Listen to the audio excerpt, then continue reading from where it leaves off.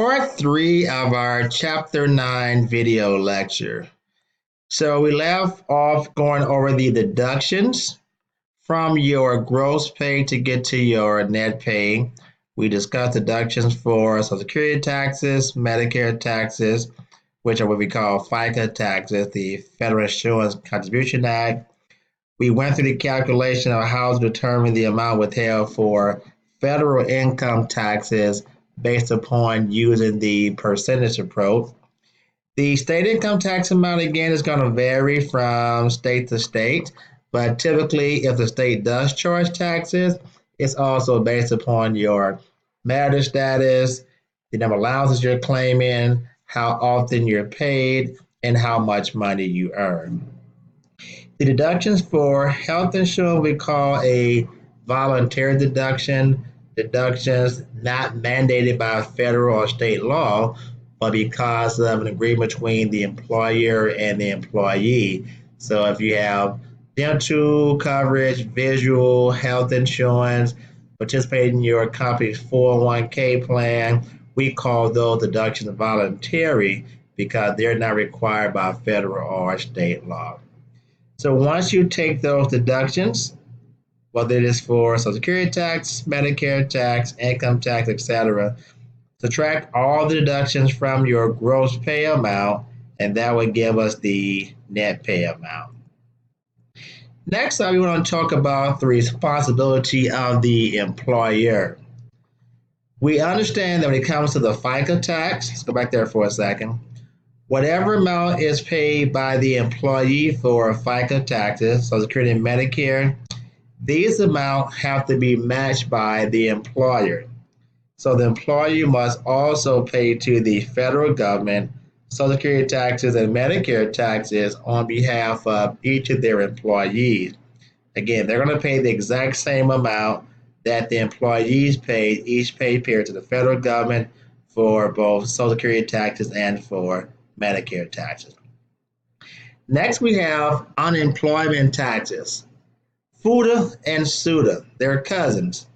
FUTA stands for Federal Unemployment Taxes. SUTA refers to the state unemployment taxes. So when there's an unemployment tax system, which is the system that you have in pretty much every state, there's a 6% tax on the first $7,000 paid to each employee within the calendar year. Okay?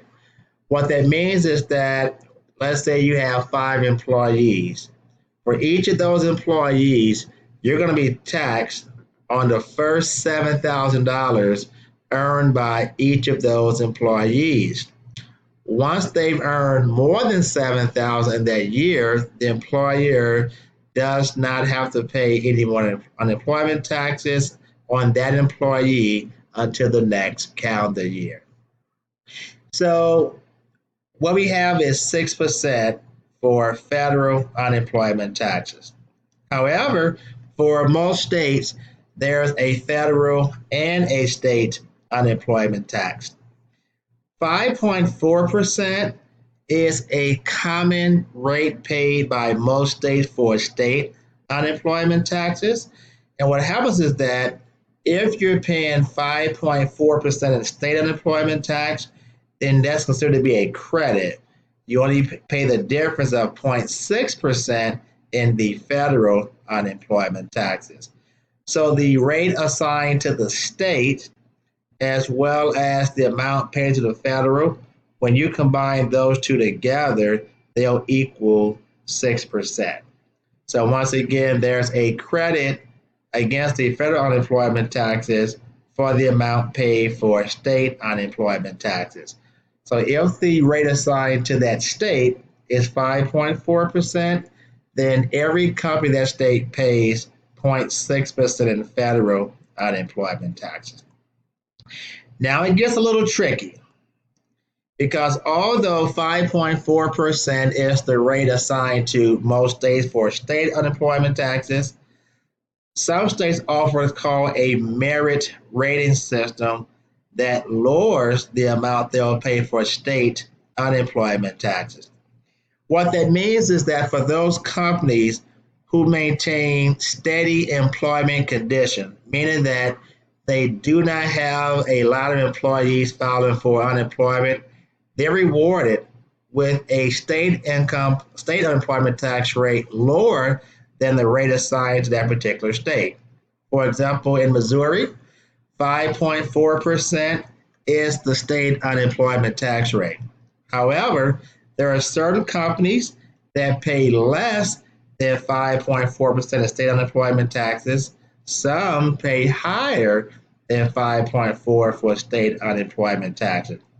But every company in Missouri receives a credit of 5.4% when it comes to paying federal unemployment taxes, which means that every company in Missouri pays, go back, 0.6% in federal unemployment taxes, although some are paying less and some are paying more than 5.4% when it comes to steady unemployment taxes.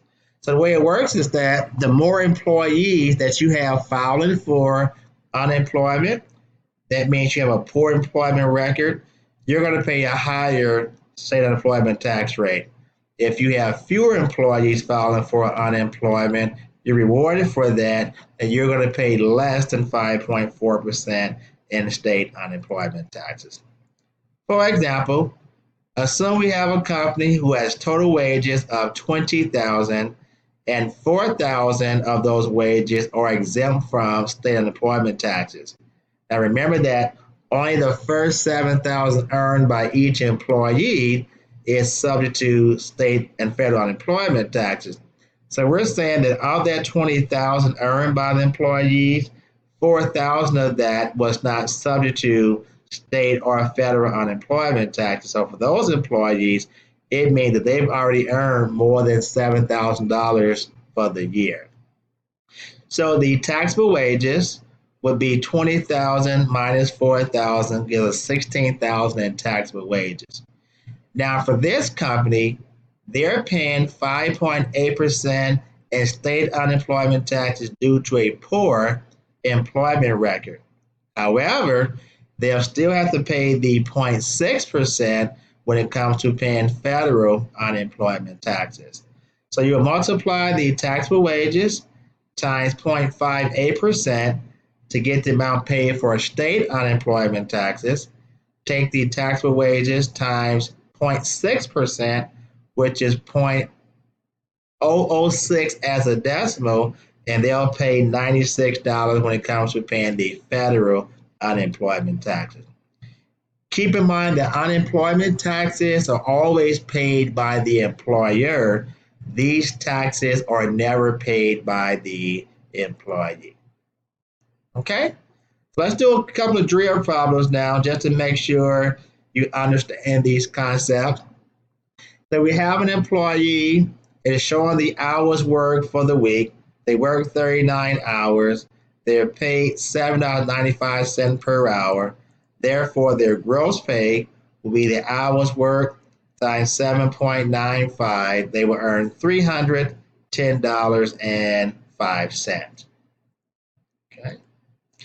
For our next employee, they actually work 51 hours for the week. Their regular pay is going to be $8 per hour. Now, their overtime rate is 1.5 times the regular pay. So the overtime rate is going to be $12 per hour. And because they work 51 hours, they work 11 hours of overtime. To calculate their gross pay, we'll take 40 hours times the regular rate of $8, which gives us $320.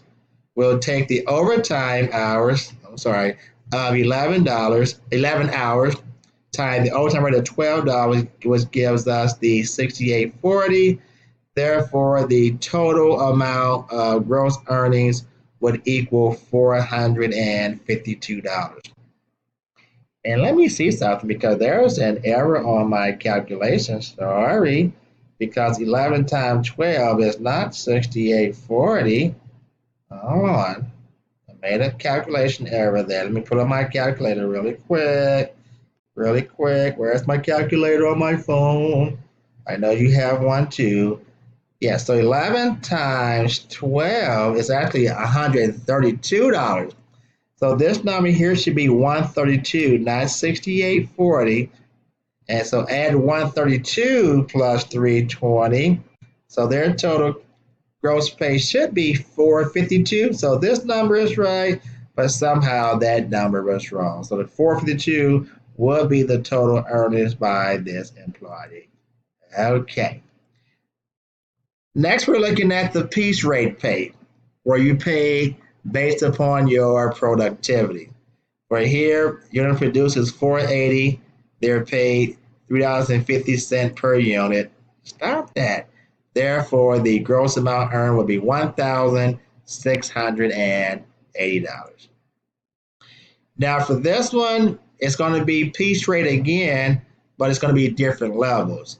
So we're saying that if you pick between 1,000 apples, for the first 1,000 apples pick 3 cents each. From 101 to 1,600, 5 cents each. If you pick over 1,600, the amount over 1,600 is going to be 7 cents. So Ryan picked a total of 1,600 apples. So you ready? So for the first 1,000, that'd be times 3 cents each. Then for the next 600, which falls in this category, that's going to be at 5 cents each. So when you add these amounts together, 1,000 times 3 cents plus 600 times 5 cents. All right, check this math again. I'm a little paranoid. 1,000 times 0.03 plus 600 times 0.05. Okay. So the total amount earned would equal $60. Next, we have Ron. Total sales were $155,000, and he's going to earn commission, but at different levels. So he'll earn 2% commission on the first sales up to $80,000, 3.5% commission on sales between $80,000 to $100,000, and 4% commission on sales over $100,000. So for the first $80,000 is 2% commission. The next $20,000, which falls in this category, is 3.5% commission. Then the remaining $55,000 falls in this category. It's going to be 4%. When you add those all together, Ryan gross earning would equal $4,500. Okay. Calculate the Social Security and Medicare deduction for the following employees, assuming a rate of 6.2% for Social Security tax on $118,500, that's the base, and 1.45% for Medicare tax. So before this pay period, Logan has earned $118,400. They earned $3,000 for the current pay period. So in regards to Social Security tax, of the $3,000 earned, only $100 is going to be taxable, because for Social Security tax, you pay the tax on your earnings up to $118,500. Logan's been taxed already on $118,400. But when it comes to Medicare tax, you do not have a maximum earnings base. Whatever amount you earn from Medicare tax will be taxable. So Social Security tax is 100 times 6.2%, which is 0.062 as a decimal. For Medicare, it's 3,000 times 0.0145, stop that, which is 43.50. Add those two together. The total amount paid for those taxes would equal $49.70. Okay? This will conclude our video lectures for Chapter 9, and I'm out.